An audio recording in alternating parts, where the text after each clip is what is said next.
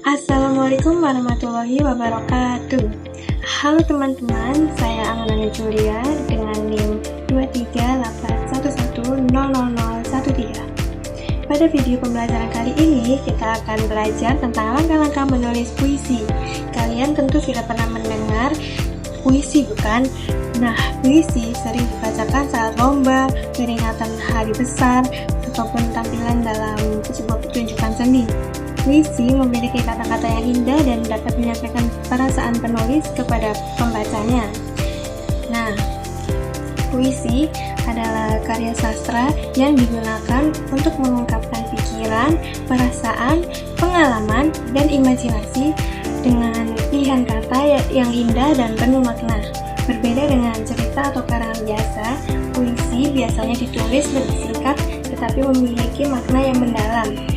Nah, dalam menulis puisi, ada beberapa langkah-langkah yang perlu diperhatikan agar puisi yang kita buat menjadi lebih baik dan menarik. Nah, sekarang kita akan membahas langkah-langkah tersebut satu persatu. Langkah pertama adalah menentukan tema puisi. Tema merupakan pokok atau inti pembahasan dalam puisi. Tema membantu kita menentukan isi puisi yang akan dibuat. Tema puisi bisa bermacam-macam, misalnya tentang alam, keluarga, sahabat, sekolah, cita-cita, atau pengalaman pribadi. Nah, contohnya, jika kita memilih tema alam, maka isi puisi bisa membahas keindahan pantai, hujan, gunung, atau senja. Sedangkan jika memilih tema persahabatan, maka puisi bisa berisi tentang kebersamaan dan saling menjadi teman. Nah, setelah kita menentukan tema, langkah kedua adalah menentukan suasana atau perasaan yang ingin disampaikan. Dalam menulis puisi, perasaan sangat penting karena puisi biasanya dibuat berdasarkan apa yang dirasakan oleh penulis. Suasana dalam puisi bisa berupa rasa bahagia, sedih, haru, kagum, rindu, marah, atau semangat. Misalnya, ketika menulis puisi tentang ibu, kita dapat menyampaikan rasa sayang dan rasa terima kasih kepada ibu. Dan jika menulis puisi tentang perjuangan, kita bisa menyampaikan semangat dan motivasi. Nah, langkah ketiga adalah mencari inspirasi dan mengumpulkan kosakata yang sesuai dengan tema. Inspirasi bisa didapatkan dari pengalaman pribadi, lingkungan sekitar, cerita, atau pemandangan alam.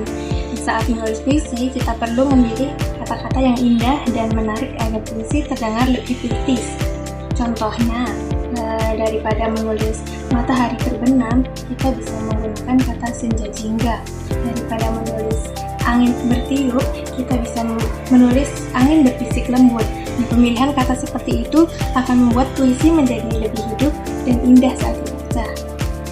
Lalu langkah keempat adalah menggunakan majas atau gaya bahasa. Majas digunakan untuk memperindah puisi dan membuat pembaca lebih mudah membayangkan suasana dalam puisi tersebut. Ada beberapa jenis majas yang sering digunakan dalam puisi, misalnya personifikasi, yaitu benda mati dibuat seolah-olah hidup, lalu metafora, yaitu perbandingan secara langsung, dan perumpamaan atau simile. Nah, contoh majas personifikasi adalah angin menari di tepi pantai. Padahal angin sebenarnya bisa menari, tetapi kata tersebut digunakan agar puisi terasa lebih menarik dan hidup. Nah, langkah kelima adalah menyusun bait dan baris puisi. Puisi terdiri dari beberapa bait dan setiap bait terdiri dari beberapa baris. Dalam menyusun bait, kita harus memperhatikan hubungan antar baris agar isi puisi tetap jelas dan mudah dipahami. Contohnya, mentari pagi bersinar terang, burung berkicau riang sekali, embun bening menyapa datang, membuat hati damai kembali. Nah, dari contoh tersebut, kita dapat melihat bahwa setiap baris saling berhubungan dan membentuk suasana yang indah. Lalu langkah berikutnya adalah memperhatikan irama dan bunyi puisi. Irama membuat puisi terasa enak saat dibaca atau dibacakan. Oleh karena itu, kita perlu memilih kata-kata yang memiliki bunyi yang selaras dan nyaman didengar. Selain itu, saat membaca puisi, kita juga harus memperhatikan intonasi, ekspresi, dan penghayatan agar makna puisi dapat tersampaikan dengan baik kepada sebagai pendengar. Nah, langkah terakhir adalah membaca ulang dan memperbaiki puisi yang telah dibuat. Setelah selesai menulis puisi, bacalah kembali puisi tersebut.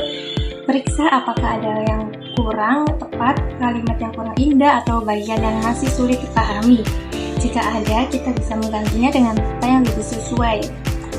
Dengan membaca ulang, puisi yang kita buat akan menjadi lebih baik dan lebih menarik untuk dibaca. Teman-teman, menulis puisi sebenarnya tidak sulit. Yang terpenting adalah berani menuangkan ide, perasaan, dan imajinasi kepada tulisan. Semakin sering berlatih, maka kemampuan menulis puisi juga akan semakin berkembang. Jangan takut salah saat menulis puisi, karena setiap orang memiliki gaya dan cara yang berbeda dalam mengungkapkan perasaannya melalui puisi. Nah, itulah penjelasan tentang langkah-langkah puisi. Semoga setelah menonton video ini, kalian dapat memahami cara menulis puisi dan menjadi lebih semangat untuk mencoba membuat puisi sendiri di rumah maupun di sekolah. Terima kasih sudah menonton video pembelajaran hari ini. Wassalamualaikum warahmatullahi wabarakatuh.